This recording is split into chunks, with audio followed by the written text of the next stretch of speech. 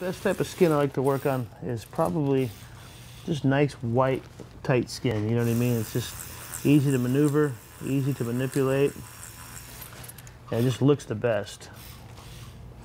It looks the best because it's so white that every gradient of gray, every part of the gray gradient is going to show. The darker the skin is, the less you could really get into the light grays, so you got to rely on your darks. You have to rely on your dark tones to really pull out the portrait. You kind of have to approach it a little bit different. So the lighter the skin is, the easier it is to work a portrait.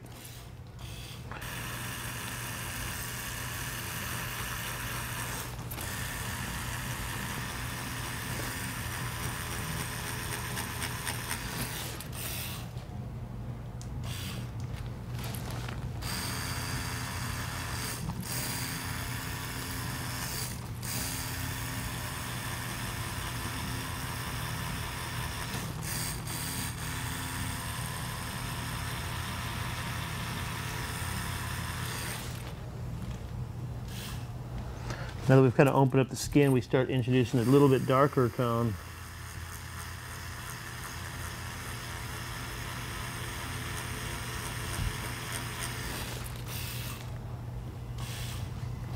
Starting to pull this together and make it look like a really true coat, a darker coat. You know, a lot of times you don't want to do it too light, otherwise it's not going to look correct. But he does have a dark gray coat, possibly black it looks like. Always want to keep that in the back of your mind, how it's supposed to look, so that you don't go too dark.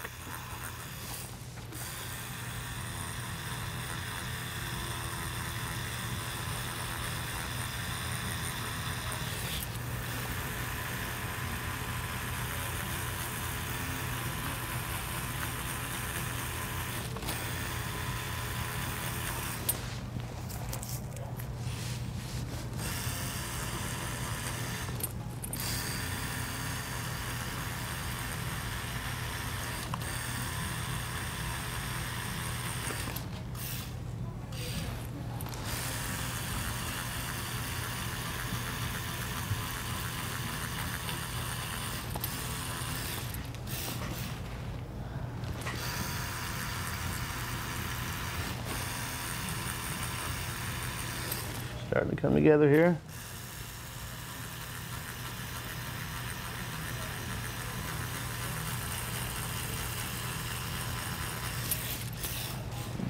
Going over these buttons just to give them kind of a tone too.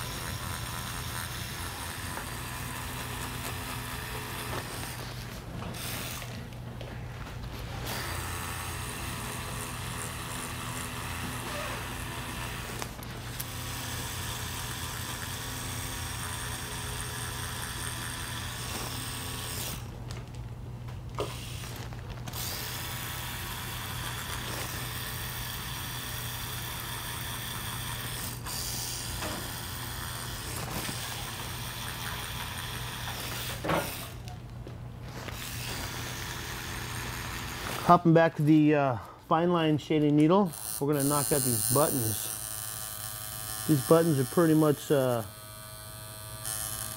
smaller portraits. I'm doing 4 portraits of buttons. Luckily it's not that much to it according to the reference.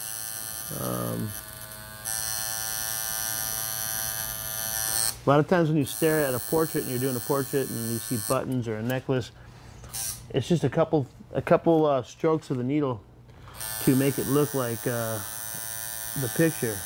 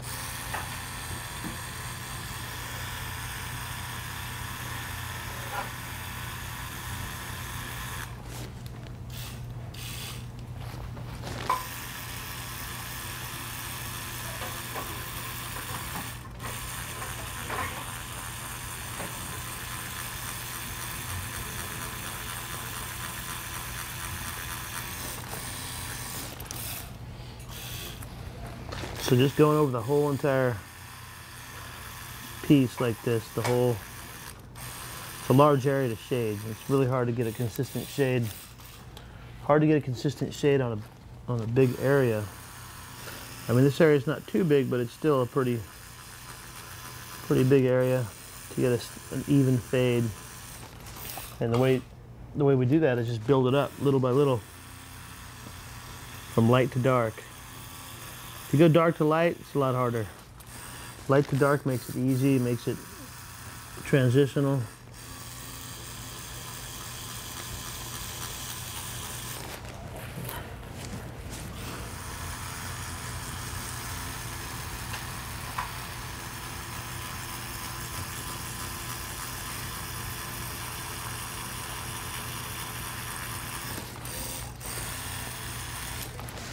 One of the best ways to learn how to do portraits, it's kind of a trick. What it is you go get yourself a portrait by someone who knows how to do them. And you just really study it and watch. Hopefully it's an area where you can see. And there's nothing like feeling the portrait and seeing it done. That's how I got my first portrait done by Jack Rudy. I was able to watch. It was on my leg, so I was able to watch. And I think that just that one session kind of stepped up my game. Really huge amount. I was able to watch and relate, and I could tell how deep he was going because I could feel it.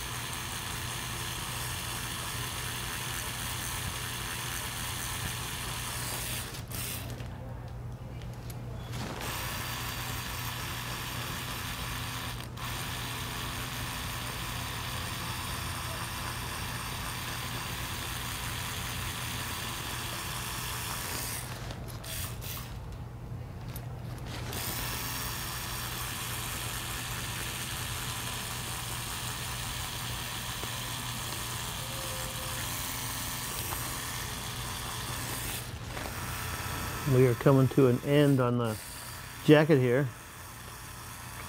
Making our way up to the favorite spot, the face, even the hands.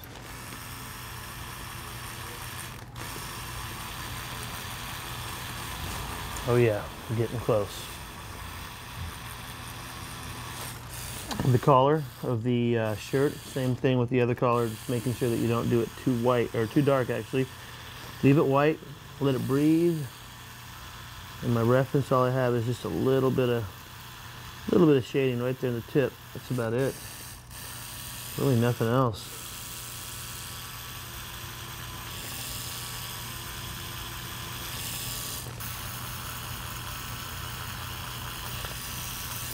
Yeah.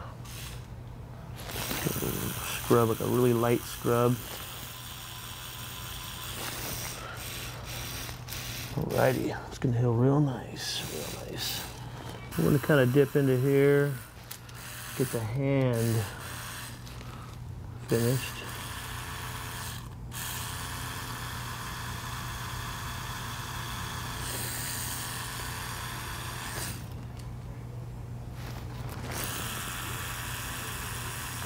We're using that technique where we're using the tip of the needle.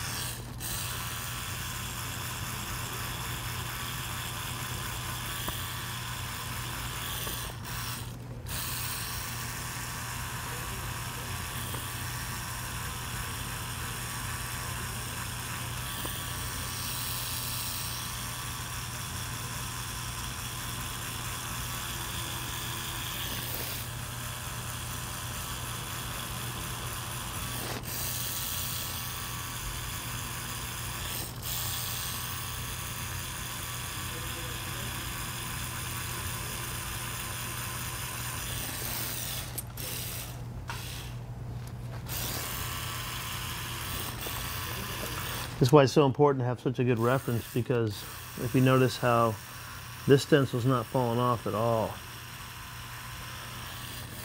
I kind of learned this technique from watching Nico tattoo. He's one of the great portrait artists that does color portraits. But that's kind of how I first learned about stencil stuff. And just watching him tattoo at the conventions, I just noticed how the stencil would not come off at all. And that was so important, because I've had so many times where I lost a stencil and it would just made my job a lot harder. But yeah, I'm very glad that you shared that with me.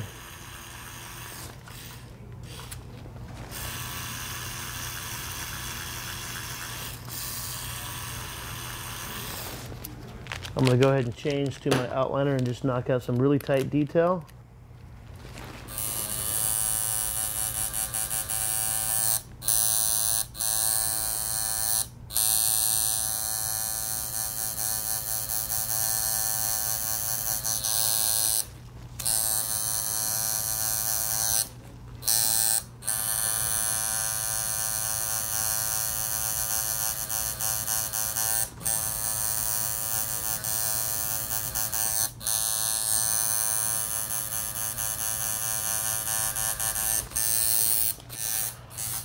Once again, this needle just allows you to get really deep into the nooks and crannies of the tattoo.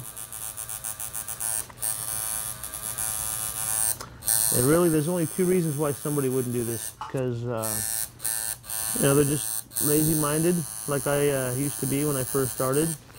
Or they don't know. So now that you know, you got no choice but to do this every time. And this goes for every tattoo. You know, you just want to make sure you get in there, whether it's with the outliner or whether it's with the shader. You just want to go in there and just get the detail.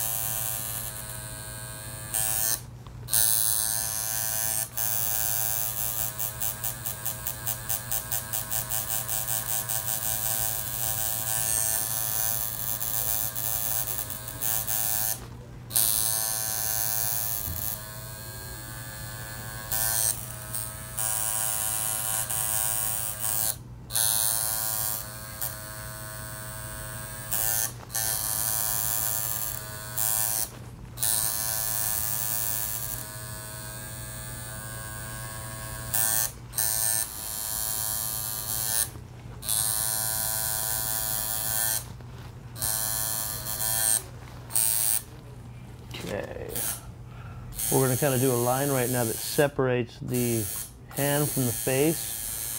It's very light gray, so we're gonna do it in light gray.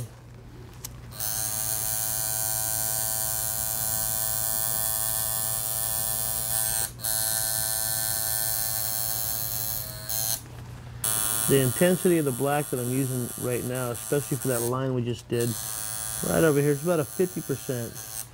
Just enough to kind of lay down the roadmap. And then we're going to switch back to the shader.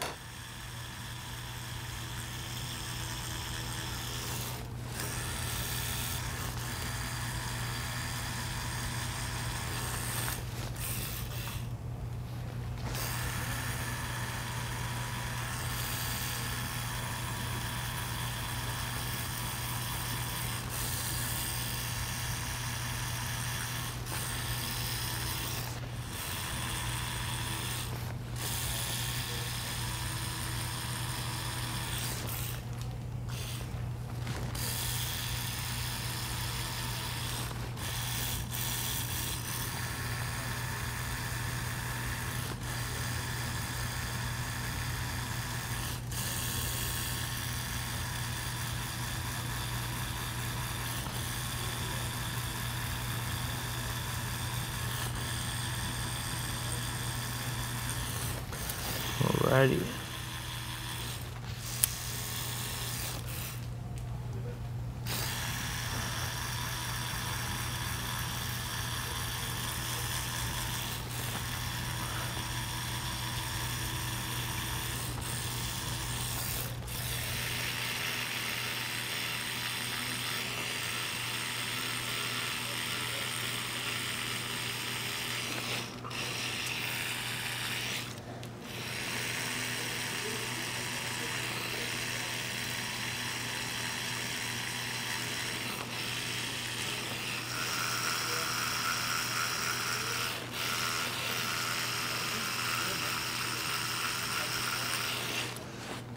Okay, we finally landed ourselves on the face.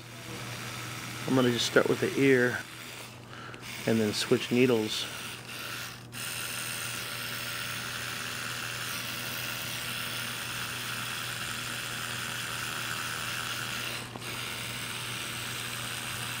And we're about to get on down to the face. Now this is a semi-small face to even be working with right here for a portrait, so we're going to actually approach it really delicate. You just want to build up the face little by little, starting with your lights, to your darkers, to your blacks, and just little by little build it up. Okay, we'll start with the lips.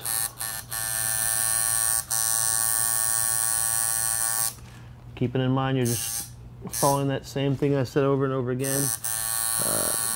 The lips are the only thing that matters to me at the moment right now.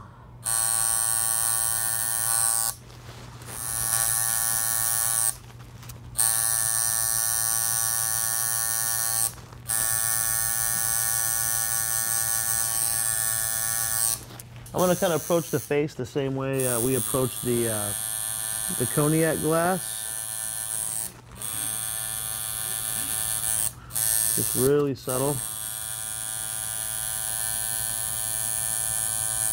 Doing most of our shades with the actual outliner just to get it nailed. I mean, this face is kind of small. And it's packed with lines, wrinkles, all kinds of detail, which make it for a good portrait, but also a stressful one if you don't follow the rules.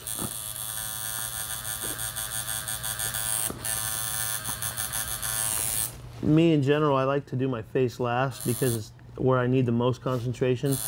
And you know, there's other people that'll do it the other way. There's no wrong or right way to do what I'm about to say. It's just that for me, I like to worry about the most detailed spot last when everything else is done. So right now, as I'm doing the face, my worries aren't, oh, I got to do this whole entire thing. It's more like, this is it. It's the last stretch. And it kind of takes a little bit of pressure off of me. And my thing is if you're doing a portrait, you want the least amount of pressure possible. So basically, I'm taking the pressure off of me now. I'm just literally going to just concentrate on every nook and cranny.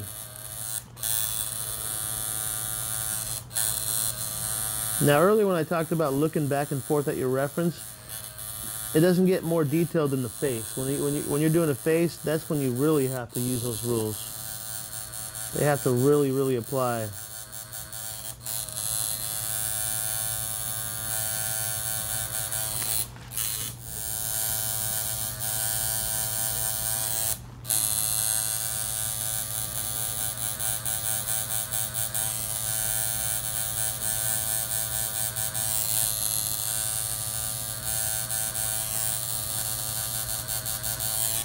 And this is the 50% right here. Now when I do portraits, what I like to do, and like I said, my way isn't the only way. There's a bunch of ways to do it, but my way is what I like to do. And what that way is I like to complete the mouth, the nose structure, the eyes, and then I like to do all those things with my liner. And then I like to move on to the shader and then do the bigger areas of detail like the broad cheekbones and all that type of stuff. But really important for me just to use this machine and get all the detail possible that I can.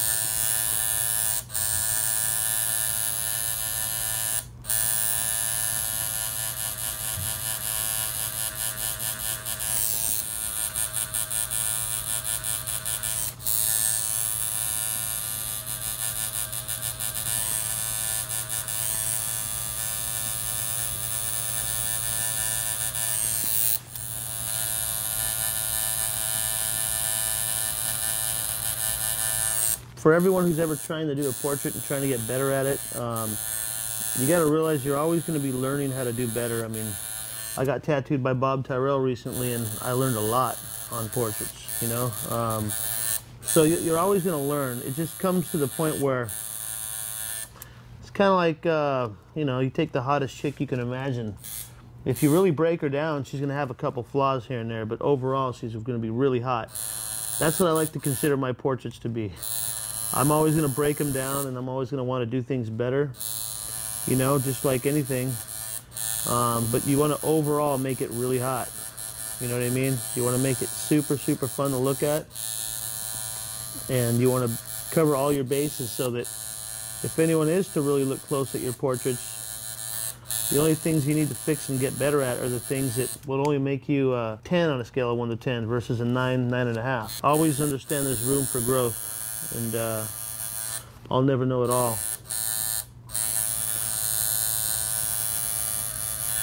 This portrait right here is probably falls into the category of difficult. And what I mean by that, I'll break it down. It's difficult because it's time consuming.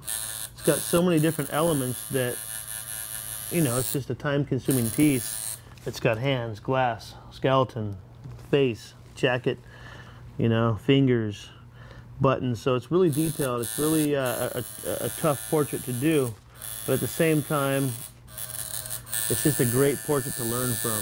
Really, really great portrait to learn from. But yeah, so overall, this is you know, a semi-difficult portrait. I mean, they're all hard.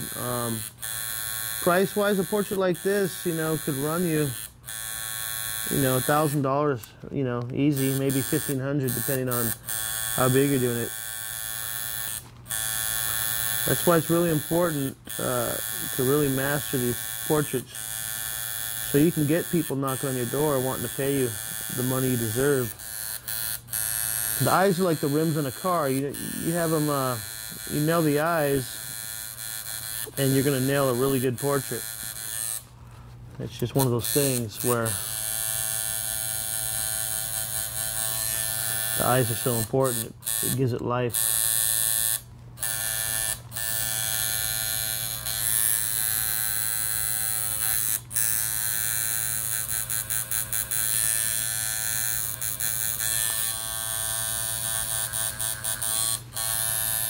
Portraits in general, like I said, they're very important tattoos, and you know they're meaningful tattoos, especially when you get a family member.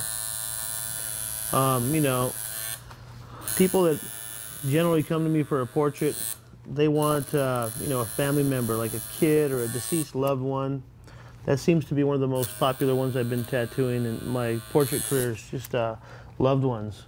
And you know, I have a portrait of my son and my mother on me, so I can relate to that feeling and wanting a portrait. And there's nothing like having a portrait on you. It's almost not like a tattoo. It's almost like something else. It's almost a different fulfillment.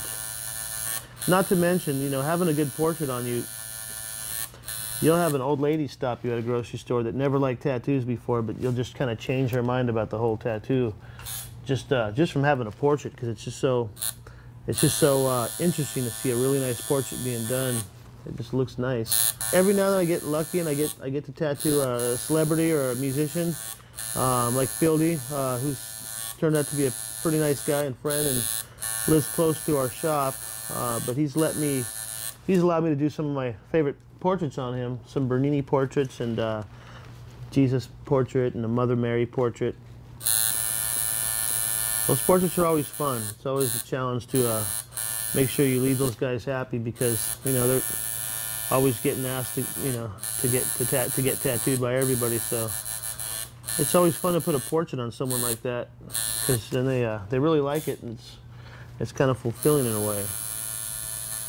Every artist, I think, naturally is it's kind of like low self-esteem against their own artwork. You know, most of the artists I know, we always think we're not as good as we are. We always want to try harder, and that's good. That's a good attitude to have, because it'll keep you humble. You know what I mean? I mean, with my own work, I'm always trying to get better, and I'm always criticizing my own work. And I think it's important to always have that attitude, because it'll keep you striving to be better. And striving to be better is what makes you the best. So, you know, tattooing guys like Fieldy, it's almost like it's your time to shine. You know, you have to leave them with a piece that they're gonna pay attention to and like, you know. And as I said before, as an artist, you know, we tend to kind of look down on our own work, no matter how good it is. So, you know, when you do a celebrity like that, or somebody like that who's had a lot, or anybody for that matter who has a lot of tattoos, you know that they know what's good and what's not good. So tattooing those guys, it's no joke. You definitely got to be on your A game. You definitely got to give them something that they're gonna like, and your goal is to try to make them, you know, love their new piece and be infatuated with the new piece, because, you know, guys like that, tattoos aren't really impressing. They don't really impress them as much as a person who's just getting their first or second tattoo. You know, they're covered heavily from toe to toe, so it's just always a challenge.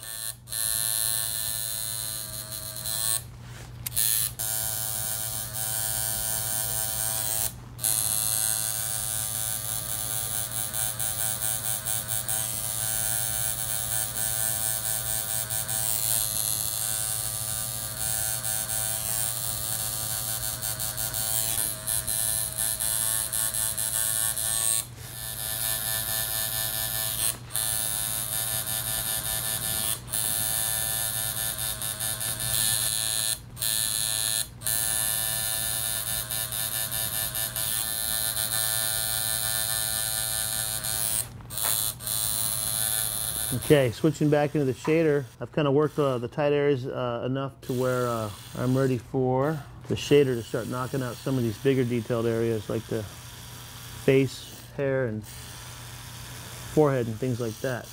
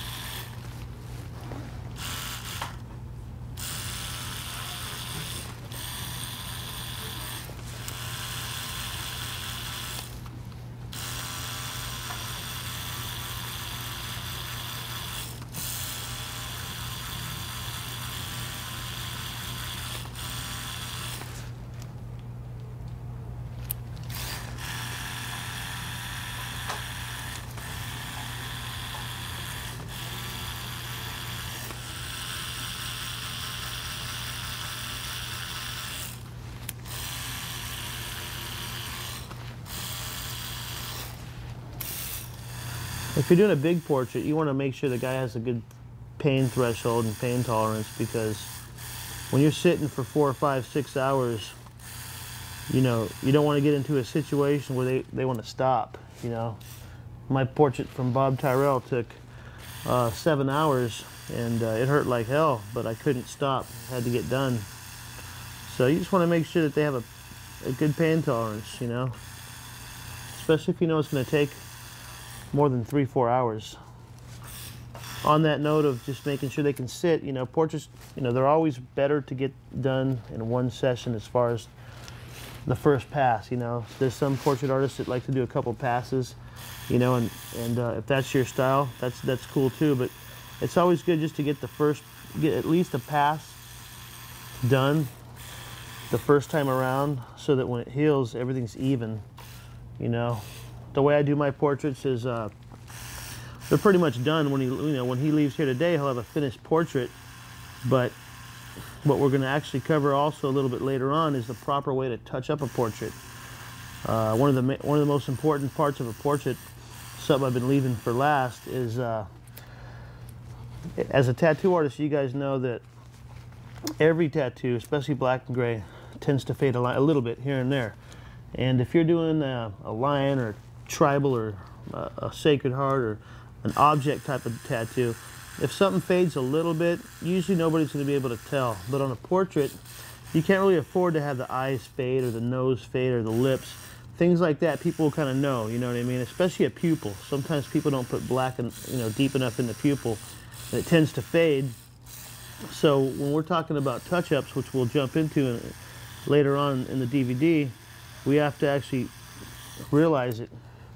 A lot of tattoo artists won't touch up a portrait for whatever reasons, and I personally think that every portrait, it benefits the artist as well as the customer to do a brief touch-up. You know, maybe graze over the face a little bit more, darken up the nose. You know, there's been certain times, like I said, my tattoo that I got from Bob, for some reason, you know, that was one of the first tattoos I've ever seen heal perfectly, you know. And occasionally you'll get that. And like I tell all my customers, come back in 2 weeks, let me see how it heals. And I tell them most likely we'll do a touch-up session, which is another reason why the portraits are expensive, you know. You charge $750 to $1,000 a portrait.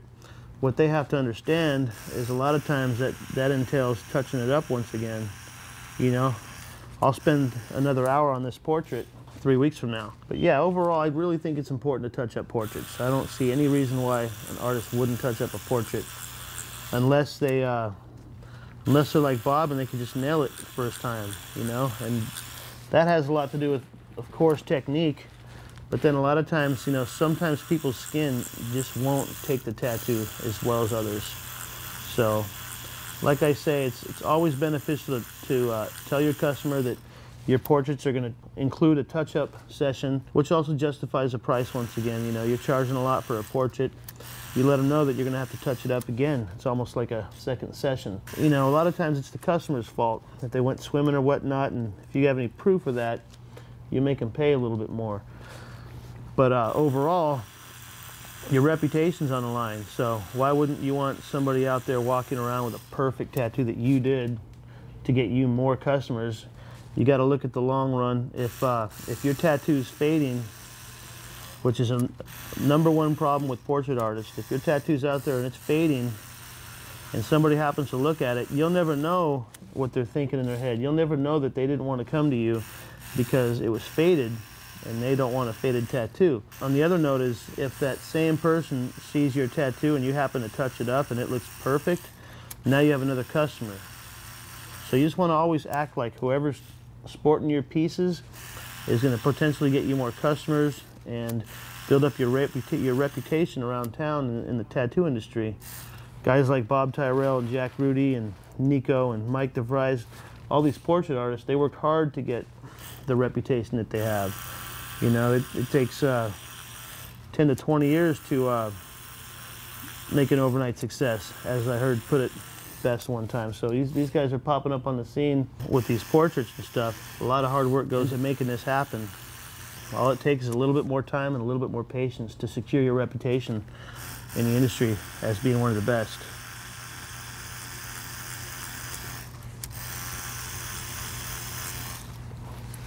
You know, as I'm tattooing this portrait, I'm gonna go ahead and set myself up for the white. You know, as I'm approaching the nose and as I'm approaching, you know, lots of these areas where I know I'm gonna put white in, I'm setting myself up, you know. What I mean by that in more detail is, being that white's pretty much an opaque color if it's used properly, and we're gonna talk about how to use white properly. Properly meaning you want it to last. You know, you wanna set yourself up by having background, darker background where you know there's gonna be whites, just so you could make it pop more.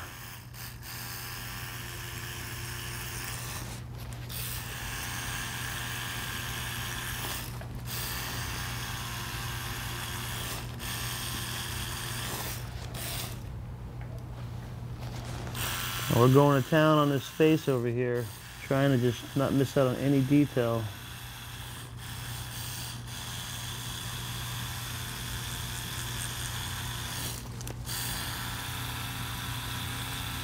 Getting every wrinkle in there you see.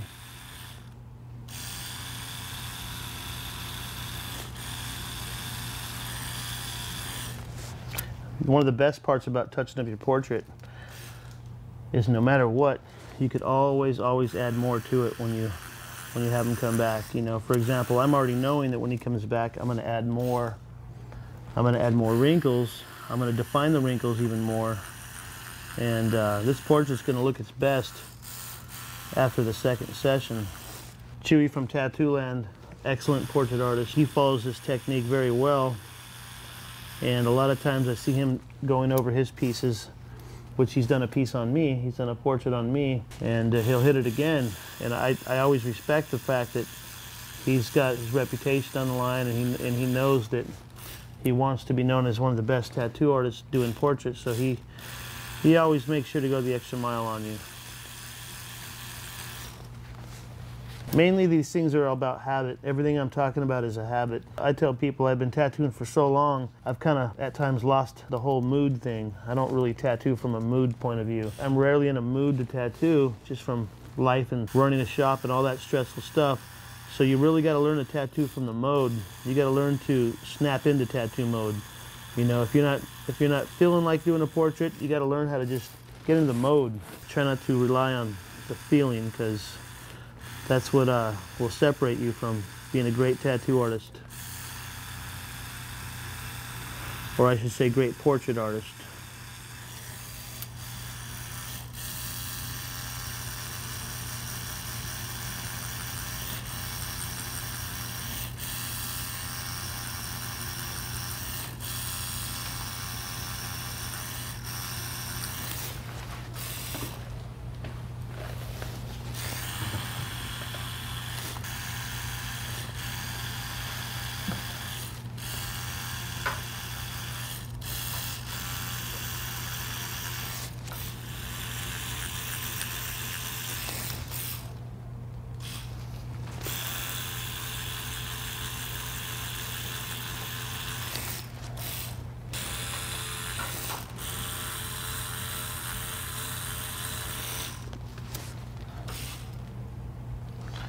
Another technique really quick on foreheads, especially ones with texture and wrinkles, is it's always good to shade the forehead in a direction of the wrinkles.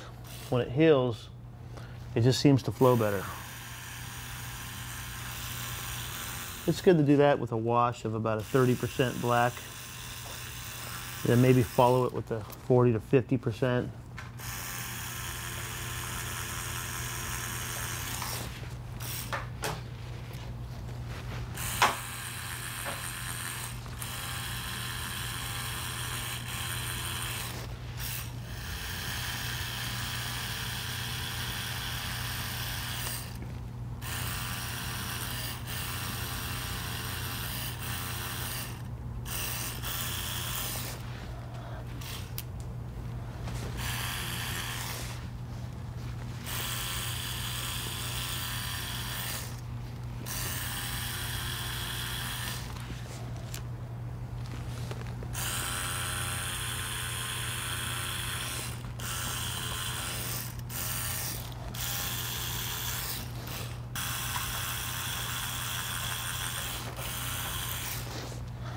We're getting really close to the white. Now I'm going back to the outline. I just call this the cleanup. This is something I got taught by Jack Rudy when he was tattooing my leg. I never used to do this before. When I was done shading the face, I was done, so I thought. It's always good to go back into it. It's just your eye sees things differently the second and third time around, just like anything.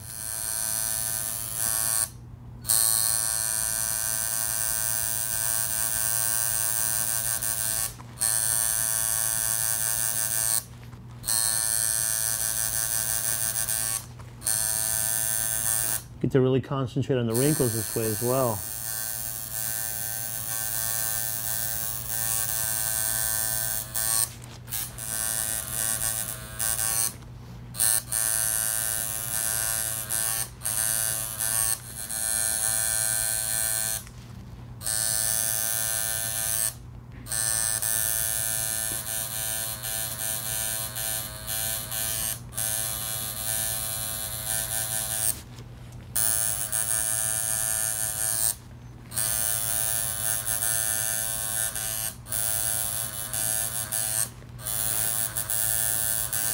Then you get to go back in the hair, one of the most important and most neglected areas of a tattoo portrait. A lot of people do the portrait so good, and then they'll leave the hair, or they'll just rush the hair. Well, you can't do that. You got to pay attention to the hair just like anything else. I think, me personally, hair is one of the main things I'm fascinated with. I think a lot of people look at that stuff. They look at all the details. So it's just real important to go in there and capture it all. Luckily, in my case, I don't have too much hair on him. So it's pretty basic on Alfred Hitchcock here.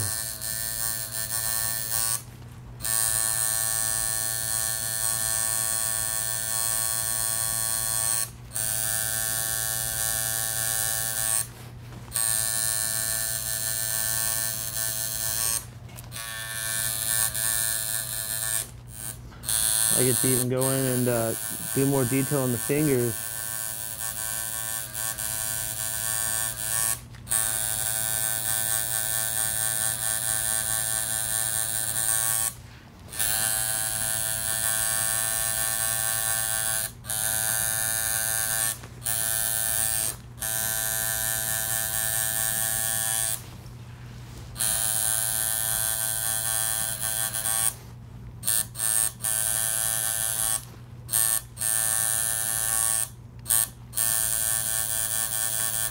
So you get to go in there and just add more detail. And there's nothing wrong with adding a lot of detail. You only want to add what you see. So when you're taking your time adding detail, just make sure it's there. Make sure you're not falling into freestyle mode, I call it. You know, when you're doing a portrait, you want to be very careful so not to fall into that freestyle mode where you just catch yourself doing it your way.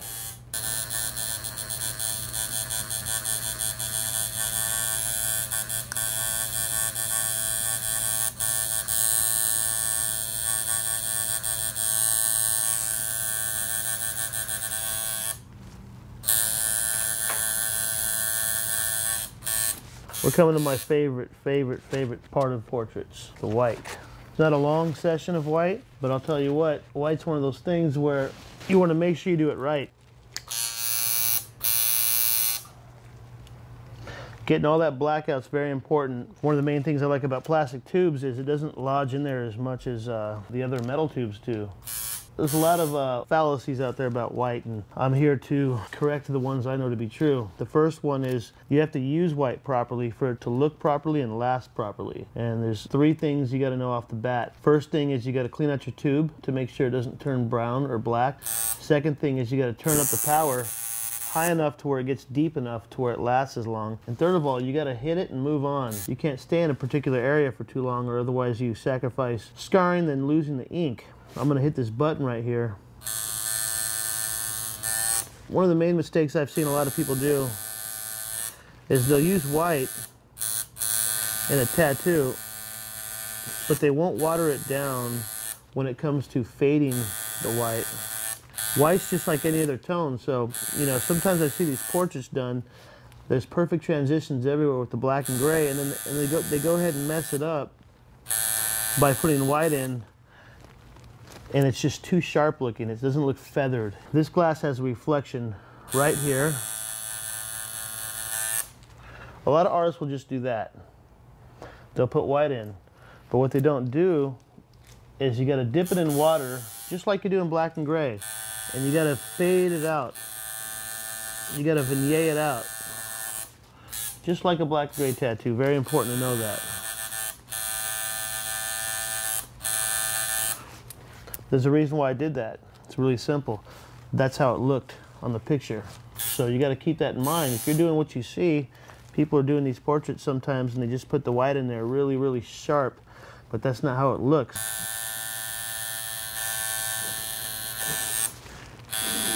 Making sure that it's deep enough, and keep in mind you want to shade the white in.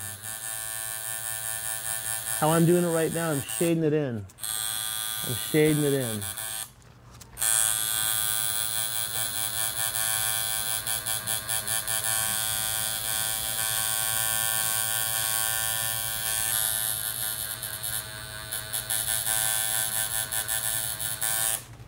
Turn the power up a little bit. White definitely hurts a little bit more. And keep in mind when you're doing white, you got to be sensitive to the fact that, you know, one of the main reasons why it doesn't stay too is because they overwork the white in an area that's already been worked to the point where it's almost overworked with the black and gray. So when you get in with white, you got to get in and get out.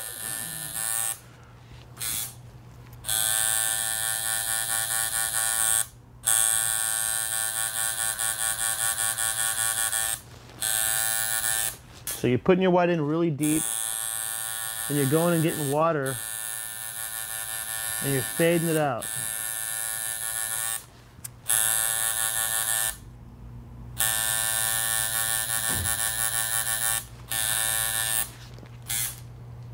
Very important, because this way your white's gonna last. You know, I call this proper use of white. I'm gonna give you another example of the wrong way to do white, and then how to do it the right way. A lot of people will take this area, and they'll go and they'll put the white in with one stroke, and that's done to them. Now, keep in mind, like I said before, it just doesn't look right. You gotta fade it in.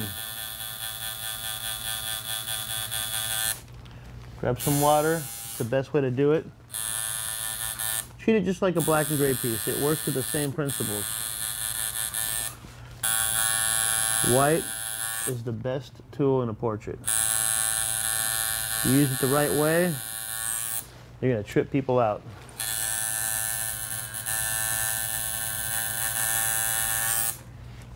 Let's hit this bottom. This is really going to pop. It almost doesn't even look like a cup until I put the white in there, or a glass cup, I should say.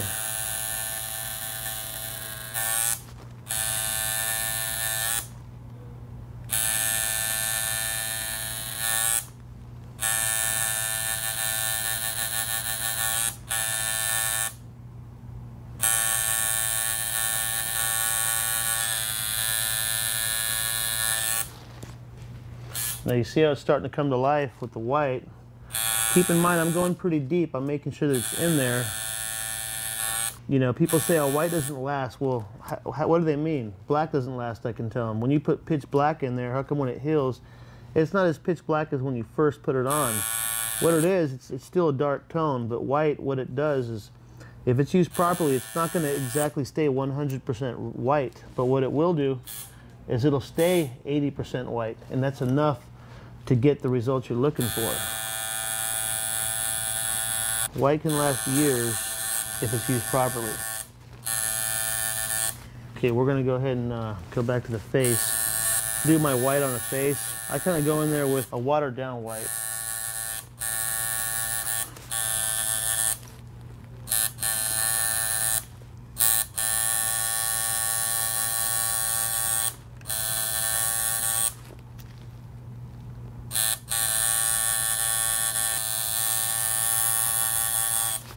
You want to just be careful not to make them look like they're sweating, you know? So you want to just go in there really subtle. Keeping in mind, you gotta remember how it's going to heal.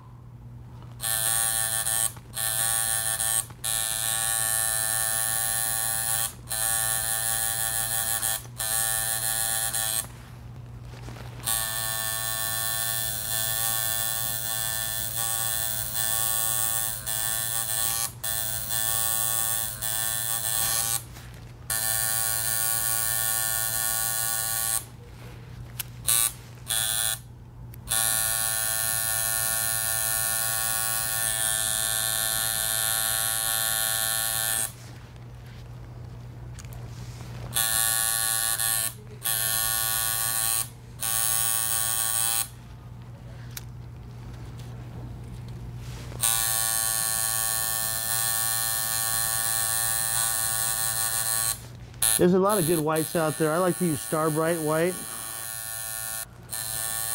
Eternal's another good white. There's other ones out there that I just haven't had the luxury of trying them. But Eternal and Star Bright are the ones that I've tried, and I like them a lot. They're really opaque, which is important. I'm going to switch really quick to my shader to get some big amounts of white in. Let's go ahead and grab this cuffling right here.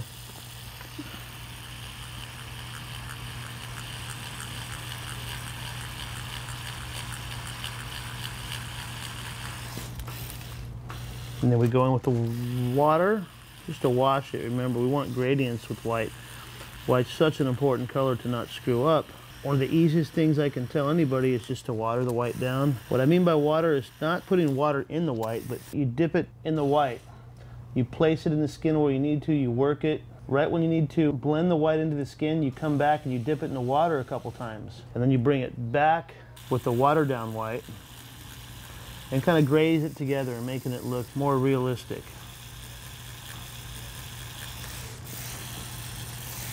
We're going to get right in there with the white. This is pure white, no water yet. We're kind of scooting it out.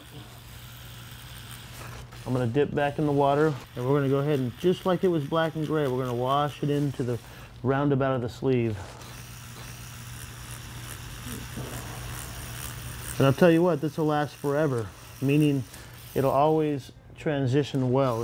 You'll always notice a lighter color. And like I tell people that tell me that white's not going to last, I tell them, of course they're right. The white's not going to stay white, 100% white. But what it's going to do is it's going to always be seen. You'll always notice the white.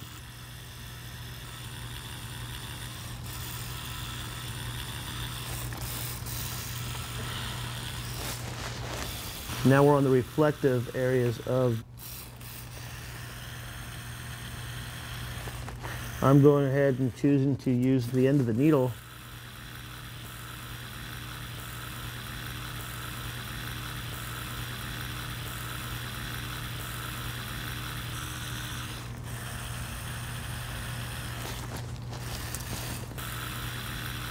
I don't know anybody who could tell me that doesn't look better than if I didn't use white.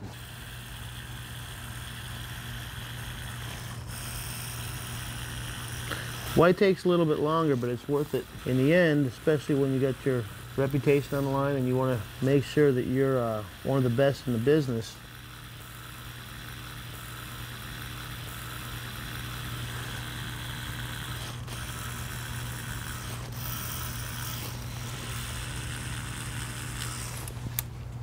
We're pretty much getting to the closing parts of the white. We're going to go ahead and get the skull. I'm choosing to come in with a texture-like technique.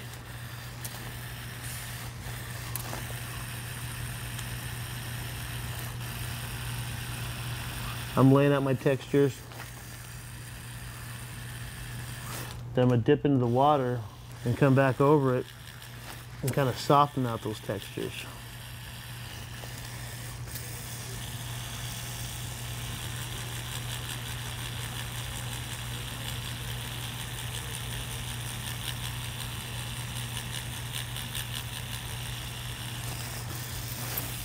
Now before I go on with any more white, this is what's needed for the skeleton.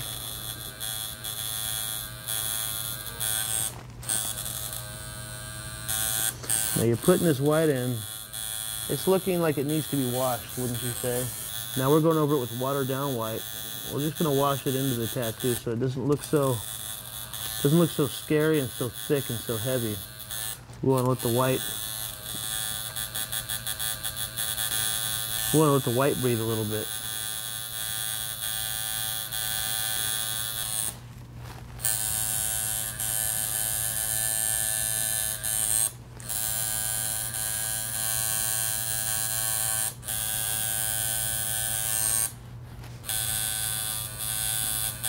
Another good thing to do is kind of get with watered down white and you kind of follow the cracks.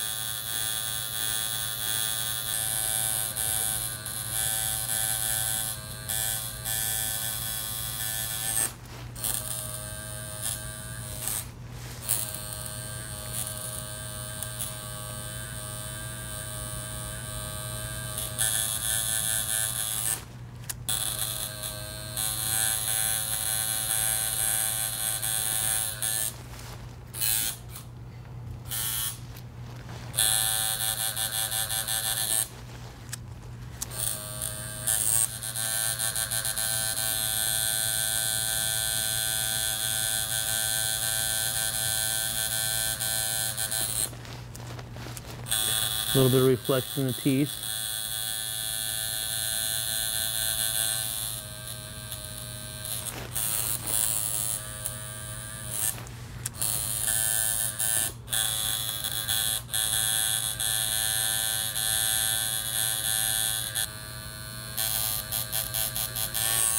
Little flashes of white in the background always help out a little bit, you know, make it interesting.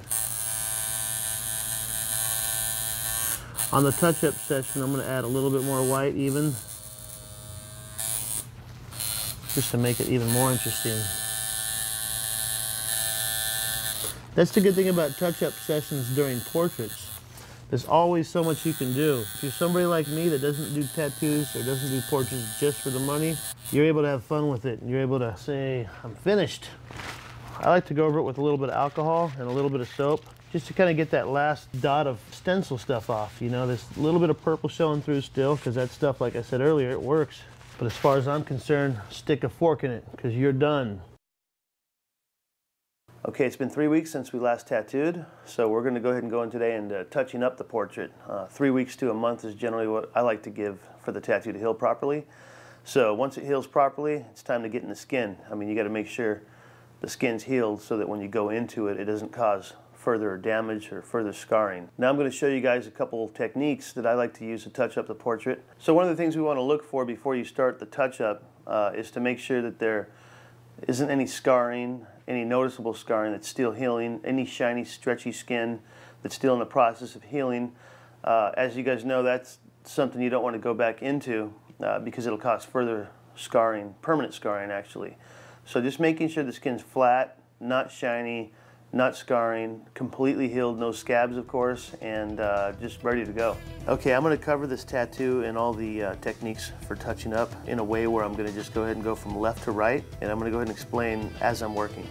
So we'll go ahead and cover a bunch of areas. What we're going to do first is find out what's supposed to be pitch black, 100% black, and make sure that it is black by touching it up. And then also we're going to move on to what's supposed to be gray that might have faded a little bit. So always get your reference and, you know, have that on standby and really pay close attention. And I'm going to go ahead and start now. So I'm going to get into here where the black faded just a little bit. You know, I would say 100% is what we wanted. It probably faded to about 95. Part of having a perfect portrait is touching it up to where it is 100% of what you need, and it just makes it for a better portrait. After all, the goal is to make it look as real as possible. So a lot of times when you do a portrait and you see your customer and they go on their merry way and they never come back, sometimes you'll run into them later on, and every artist has that thought where they look at the tattoo and they know they could use a touch-up, but it all depends on two things really. It depends on what the artist is looking for as far as reputation. If he wants to go the extra mile to get a good reputation, he has to go the extra mile on his tattoos, and part of going the extra mile is touching up tattoos. You know, one of the reasons why we charge a lot for portraits is because we have to factor in the touch-up time.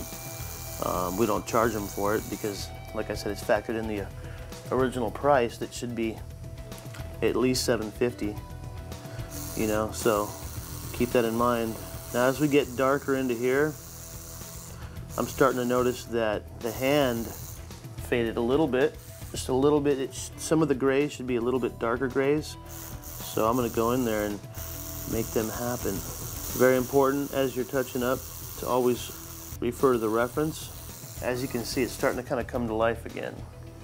Certain things that faded, touching up brings back the contrast that we need. And you just want to gently work it in. You don't want to overdo anything. You just gently refer to your reference back and forth.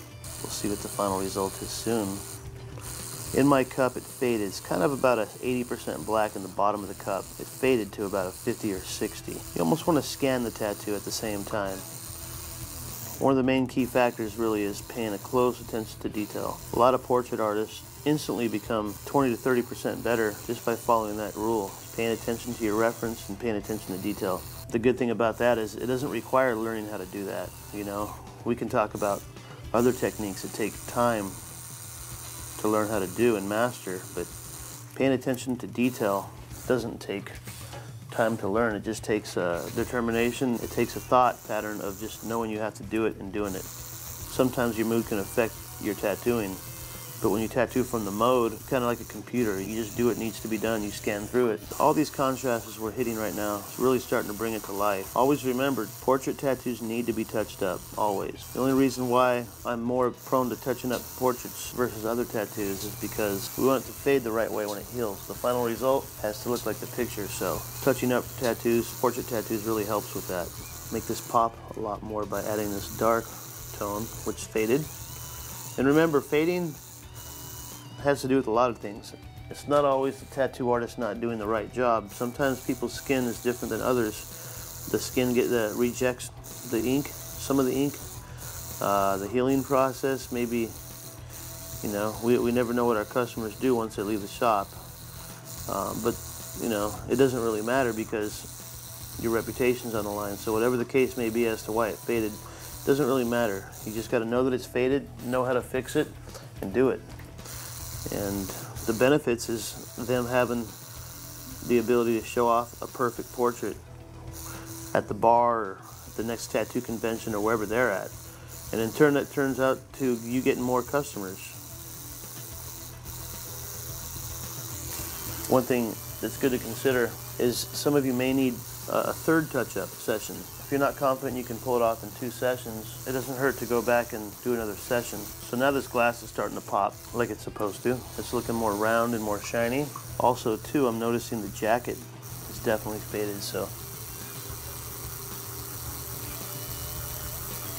Contrast is very important.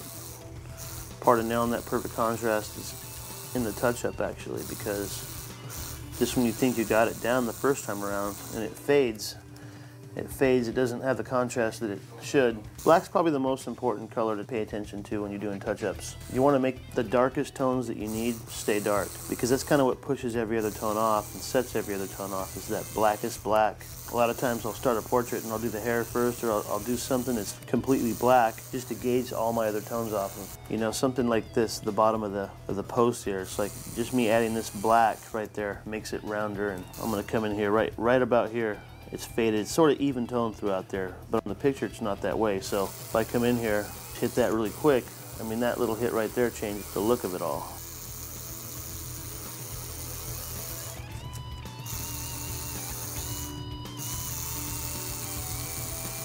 Now we're getting somewhere.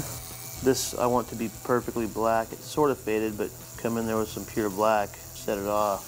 See the contrast starting to pop now.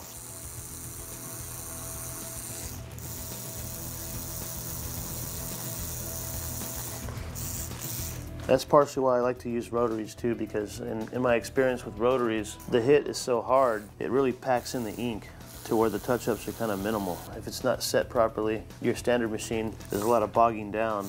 You know, when you're tattooing it, you know, it bogs down, it loses its power, it loses its punch, and you kind of end up working the skin too much over and over again due to the fact that it's losing its punch. And you end up working the skin so hard that it rejects a lot of the ink. So these rotaries hit so hard that you can kind of get in and get out, minimal damage. Remember, the less damage you can do to put the ink in the skin, the quicker it'll heal and the less touch-ups you'll need. Sometimes these broad areas, they end up looking the same tone when it fades. So you gotta make sure it is a round object. So you gotta make it look that way.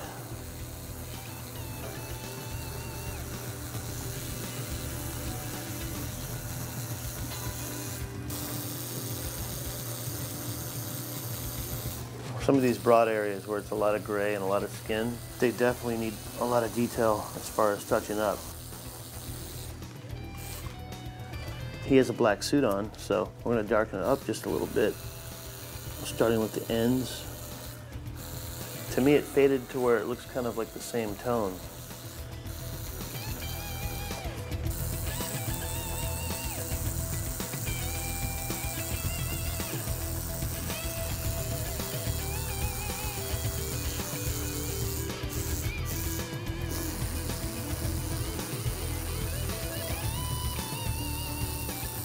Now we're going to go ahead and jump back into this right here. This is pretty dark, but you know, faded just a tiny bit, just enough to where I'm not happy.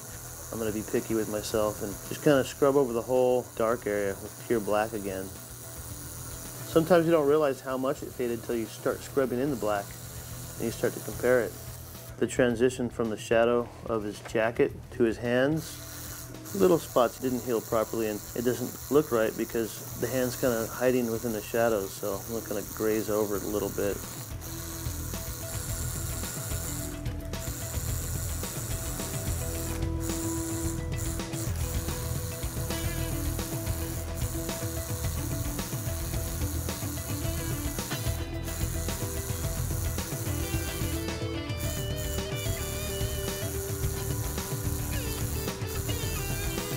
A lot of times it's good to use these broad wash techniques. You just kind of wash over the whole tattoo.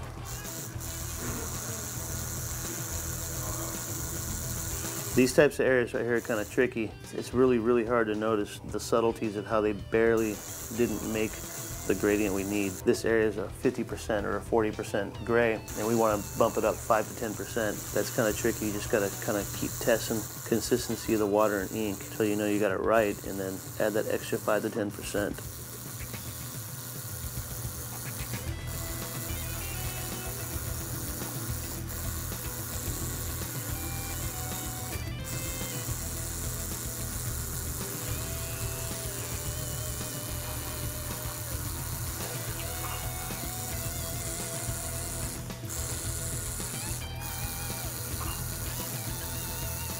The ear is supposed to be pitch black.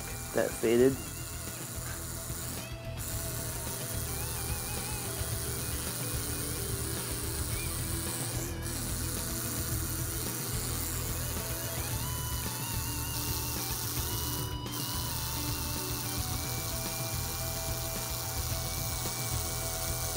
Just barely the tip of the end of the glass, side. Right here, his face blends right into his jacket. There's no contrast here. So I'm gonna go ahead and pick it up by darkening the jacket, which is what we need to darken.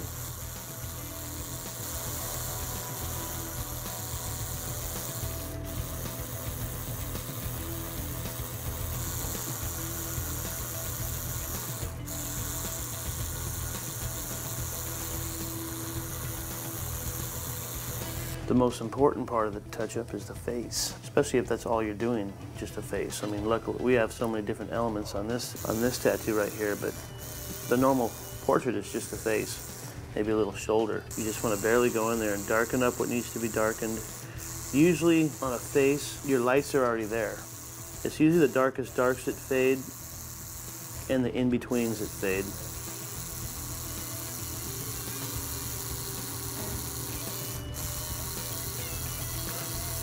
Definitely don't want to overwork the face. Another thing you can do if you're not used to the mags, I like to touch up sometimes with a 1205 needle, round liner, or a single needle, just to really, whatever you're more comfortable with. I'm sort of in a way using a single needle right now though. Actually not sort of, I am using a single needle right now, just with my mag. Okay, we definitely have some fading on the nose. Another reason why tattoos fade too is sometimes the clients pick or they over scrub it in the shower because it's fun. I'm guilty of it myself. You know, you're in the shower and you're scrubbing your tattoo and it's healing and it's just kind of falling off, kind of like shedded skin. I gotta always remind myself that that's not the best thing to do.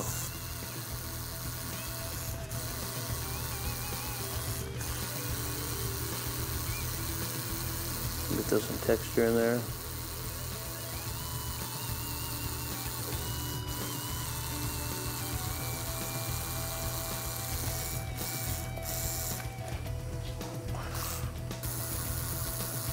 Getting these darks in here, these 60 to 70% darks, makes all these other tones come to life.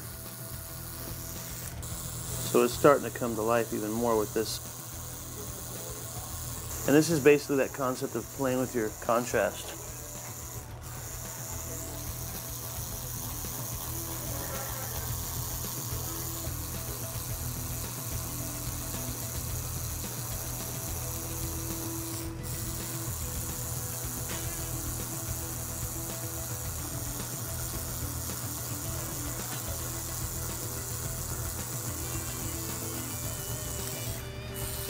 Okay, I'm going to get a little bit more into the darks, kind of like we did on the other couple sides.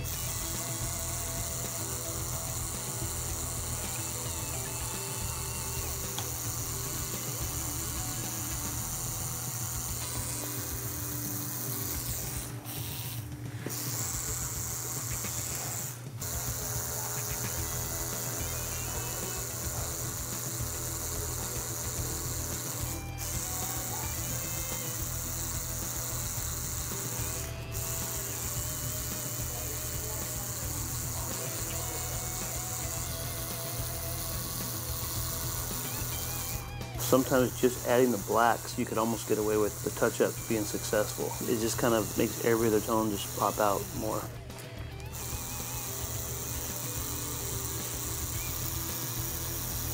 Just remember, patience is one of the things that will make your portrait look the best. Just patience.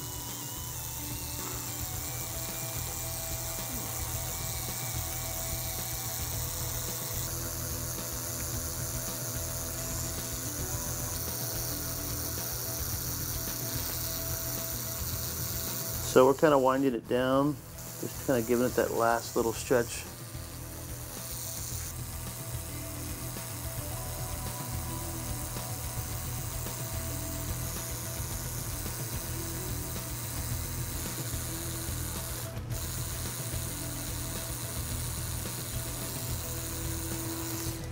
We're going to touch up now the white. His white didn't fade that much at all, but we're just going to make it to where it lasts forever. Just like the black, you don't have to get that extensive with the touch-ups. You just do what needs to be done.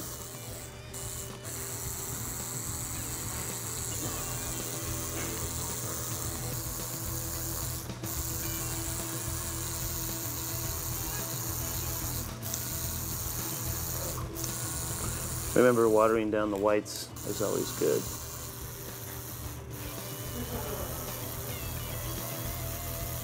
When this heals, the white's gonna look so white that it's just gonna pop the whole tattoo.